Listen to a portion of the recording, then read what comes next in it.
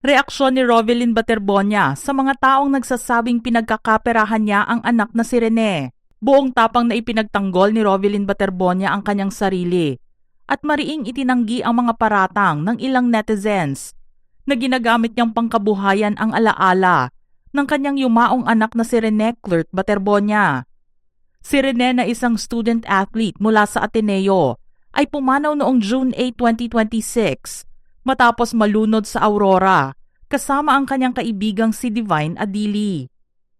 Nagsimula ang pambabatikos nang maglunsad ang pamilya Baterbonia ng mga official merch tulad ng t-shirt, signed items at ref magnet upang makalikom ng pondo.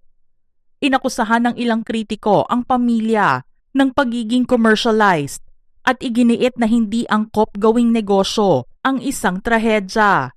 Sa kabila nito, ibinigay ng maraming tagahanga ang suporta kay Rovelyn at pinalakas ang loob nitong huwag pansinin ang mga negatibong komento. Ayon sa mga fans, bukal sa loob ang kanilang pagbili at isa itong magandang paraan upang bigyang pugay ang athleticism ni Rene habang direktang nakakatulong sa kanyang pamilya. Lalo't si Rene ang breadwinner ng kanilang pamilya upang maipagpatuloy ang kanilang pamumuhay. Iginiit ni Rovelyn na walang katotohanan ang mga paratang na ginagamit niya ang anak para sa sariling interes. Nilinaw niyang bago pa man pumanaw si Rene, ay negosyo na talaga ng pamilya ang pagbebenta ng mga jersey para sa kanilang pang-araw-araw na gastusin. Binigyang diin niyang kailanman ay hindi sila humingi ng limos o tulong pinansyal at pawang mga kusa lamang ang tinanggap nilang suporta. Ipinahayag din niya ang kanyang kalungkutan sa mga nakakasakit na komento at pinaalalahanan ang publiko na mas maging responsable at suriin muna ang buong sitwasyon bago manghusga.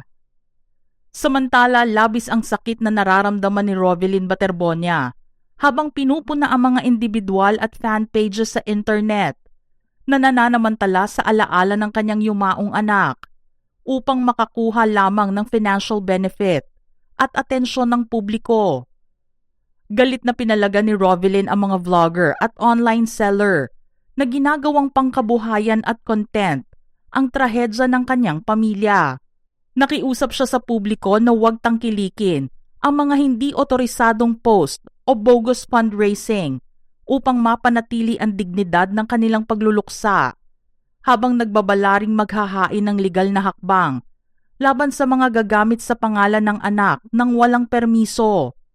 Nilinaw niyang tanging ang mga merchandise na may kanyang orihinal na lagda at pahintulot ang opisyal na ibebenta para makatulong sa kanilang finances at pag-alala kay Rene. Sa kabila ng iba't ibang opinyon ukol sa ethics ng internet culture at commercialization, nananatili ang pakikidalamhati ng publiko sa pamilya at ang panawagang alalahanin si Rene Clert ng may dignidad at may respeto dahil binigyan niya ng karangalan ang ating bansa sa larangan ng basketball sa iba't ibang mga kompetisyon. Mga ka-showbiz peeps, anong reaksyon niyo rito? Type your comments below.